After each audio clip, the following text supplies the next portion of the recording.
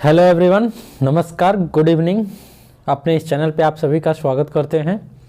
इस वीडियो में हम बात करेंगे वर्तमान परिस्थिति के बारे में, जो कि आज सरकारी नौकरी की हो चुकी है, और रेलवे का जो एग्ज़ाम है एनटीपीसी ग्रुप डी के बारे में। इसमें मेन जो परिस्थिति है वो किन कारणों से इतना आंदोलन जो है एक बड़ा रूप ले रहा है, और खान सर के बारे में जिन पर कि एफआईआर दर्ज किया गया है, क्या उन्होंने इस आंदोलन को उग्र किया या फिर छात्रों की मदद की, और आरआरबी के पक्ष के भी बारे में उनका क्या कहना है। और इन सब का निचोड़ जो एक है वो यह है कि आरआरबी को या फिर गवर्नमेंट को इस वैकेंसी को क्लियर करवाना है या फिर क्लियर ही नहीं करवाना है, इस वजह क्या है इसके पीछे की। सबसे पहले बात करते हैं जो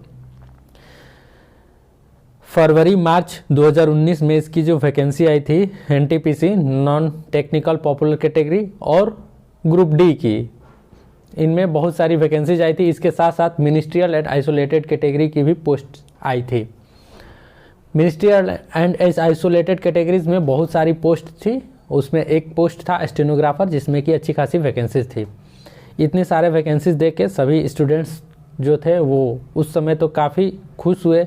एक्चुअली में जो था वो रेलवे का जो एग्ज़ाम लिया जाता है वो एक दृष्टिकोण से यह पॉलिटिकली ही होता है। इसमें हर एक चीज़ आपको देखने को मिलती है। इसका उपयोग सरकार अपने अपने फ़ायदे के लिए करती है। इसका यही कारण है इसका कि आज 3 साल कंप्लीट हो चुके। फरवरी मंथ में 3 साल कंप्लीट हो जाएंगे फॉर्म भरे हुए, और एक भी एग्ज़ाम अब तक क्लियर ना हुआ। ग्रुप डी का तो सीबीटी ही नहीं हो पाया। सबसे पहले बात करते हैं एनटीपीसी के बारे में। एनटीपीसी में जो सभी जानते हैं, सब लोग जान चुके हैं, 20 गुना रिजल्ट कहने को दिया गया था, 20 गुना स्टूडेंट्स को सिलेक्ट किया जाएगा।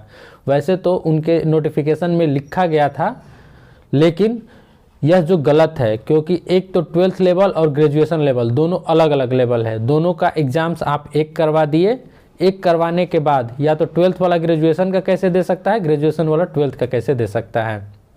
ये एक बात रही। रिजल्ट्स दिए तो आप 20 गुना कैंडिडेट्स को बुलाइए, 20 गुना रोल नंबर्स को नहीं, क्योंकि एक रोल नंबर वाले 4-4 कैटेगरी में अवेलेबल हैं स्टूडेंट्स।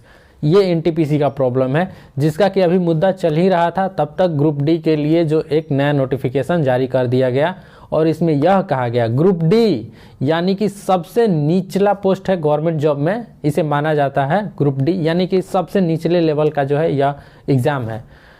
और इसमें आपने क्या किया कि CBT-1 यानी कि एक कंप्यूटर बेस्ड टेस्ट जो होता था वो तो होगा ही, उसके बाद से उसमें जो क्वालिफाई करेगा वो अब इसका सेकेंड एग्ज़ाम देगा।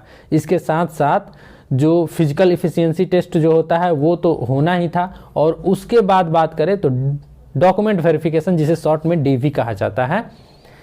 डीवी में आपने जो है सब पहले 2 गुना कैंडिडेट्स बुलाते थे, बिकॉज होता था क्या कि फाइनल सिलेक्शन तक जाते जाते बहुत सारे ऐसे कैंडिडेट्स होते थे जिनकी जॉब कहीं ना कहीं हो जाती थी, या फिर वो स्किप कर देते थे, ऐसे ही एग्ज़ाम दे दिए, दूसरे एग्ज़ाम की प्रिपरेशन करते थे, जिसके वजह से सीटें जो होती थी, मतलब डीवी में टोटल कैंडिडेट्स नहीं पहुंच पाते हैं। इसके वजह से 2 गुना कैंडिडेट्स को बुलाया जाता है। अब की बार वो जितनी वैकेंसीज है उतनी ही डीवी में बुलाएंगे, तो हो सकता है कि मतलब कि 20% 25% ऐसे कैंडिडेट्स हों जिनका कहीं सिलेक्शन हो जाए उस समय तक, वो ना स्किप करे, तो क्या वो सीट खाली चली जाएगी। वेटिंग लिस्ट का इसमें कोई प्रावधान है ही नहीं। तो इससे तो जाहिर सी दिख रही है आरआरबी यानी कि रेलवे की, कि इस रेलवे की जवाबदेही भी है कि आखिर ऐसा क्यों। लेकिन जो स्पष्ट तौर पे बातें दिख रही हैं वो ये है कि उनको सारी पोस्ट भरनी नहीं है, और इसका सबसे बड़ा कारण है प्राइवेटाइजेशन। ये ग्रुप डी की बात रही। मिनिस्ट्रियल एंड आइसोलेटेड कैटेगरी में जो पोस्ट थी उसमें खास तौर पे हम स्टेनोग्राफर के बारे में बात करेंगे। इंडिया में कोई भी एक ऐसा एग्ज़ाम नहीं होता है जिसमें कि स्टेनोग्राफर का एग्ज़ाम हो, और स्टेनोग्राफर के एग्ज़ाम में आप टाइपिंग टेस्ट, जो स्टेनोग्राफर में टाइपिंग किया जाता है उसमें जो है कीवर्ड्स डिसेबल किए जाते हो, इसमें बैक स्पेस डिसेबल रहता है। इसमें भी बहुत सारे कैंडिडेट्स छटेंगे, और एक समय ऐसा आएगा जब इसकी जो फाइनल प्रोसेस कंप्लीट होती रहेगी, जितने वैकेंट पोस्ट उसमें दिखाए गए थे, जो कि दुनिया की नज़र में दिखाए गए थे, उतने सारे पोस्ट नहीं फिलअप कर पाएंगे ये मिनिस्ट्रियल एंड आइसोलेटेड में। ग्रुप डी में किया गया CBT 1 CBT 2, इसके पीछे भी वही रीजन है। और उसके बाद बारी आती है NTPC, तो NTPC में वही होगा। 4-4 लेवल के लिए एक सिलेक्ट कैंडिडेट हुआ है तो आखिर वो तो एक ही लेवल में जाएगा ना। अगर अंत तक हो सकता है छठते छठते ऐसी स्थिति आ जाएगी, और ये आनी तय है कि टोटल जो सीट है वो नहीं फिलअप हो पाएंगे। और रीज़न क्या दिया जाएगा, स्टूडेंट्स यानी कैंडिडेट्स में जो प्रतिभा की कमी है कि वो NTPC में नहीं पहुंच पाए। ग्रुप डी में इंडिया के युवाओं में इतनी प्रतिभा की कमी है कि ग्रुप डी में टोटल सीट इसलिए नहीं भर पाए क्योंकि युवाओं में है जो वो प्रतिभा की कमी है। रीज़न यही दिलाएगा। तो इसलिए यह मेन प्रोटेस्ट जो है ये उग्र हो गया है। तो इसमें उग्रता को दूर रखते हुए और शांतिपूर्ण प्रदर्शन करते हुए इस लड़ाई को अगर जीतनी है तो यह आंदोलन चलना चाहिए। और तब तक चलना चाहिए जब तक कि RRB, मैं सरकार को ब्लेम नहीं कर रहा हूँ, वैसे हस्तक्षेप तो गवर्नमेंट का ही है, RRB झुक न जाए और युवाओं की बात न माने। पहले भी ऐसा हो चुका है और आज वो समय है जब इसकी ज़रूरत है। अब बात करते हैं खान सर के बारे में। खान सर पे FIR हुआ है।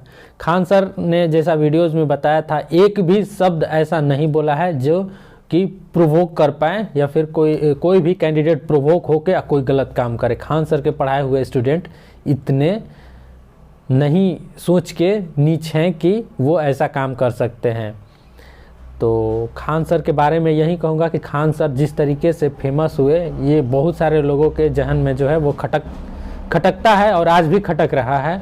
तो वो लोग तो उनको ब्लेम करेंगे ही। इससे पहले भी पॉलिटिकली रूप से खान सर कभी भी एक पक्ष को लेके नहीं खुल के सामने आते हैं। जब भी सामने आते हैं वो एक निष्पक्ष तौर पे, निष्पक्ष रूप में सामने आते हैं और हमेशा वो कैंडिडेट्स के भले के लिए ही कुछ करते हैं। तो आज के दौर में जब कोई भी टीचर साथ नहीं दे रहा है तो इन छात्रों का साथ दे रहे हैं खान सर, और उनको जो है आज ब्लेम करके और उन पे FIR दर्ज किया जा रहा है कि छात्रों को प्रोवोक किया गया। यह आंदोलन सिर्फ और सिर्फ छात्रों का है।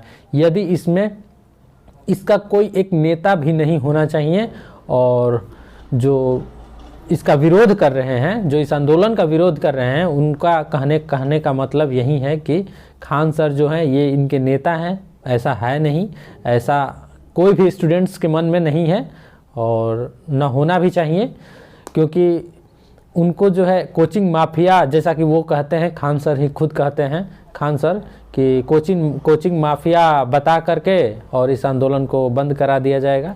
तो इसीलिए इसका कोई भी मुख्य पात्र यानी कि कोई लीडर नहीं होना चाहिए। जो भी हो, यह छात्रों का आंदोलन है, छात्रों के हित में है और छात्रों के हित में ही होना चाहिए। तो इसके लिए मैं भी यही कहूँगा कि इस आंदोलन को आगे बढ़ाया जाए।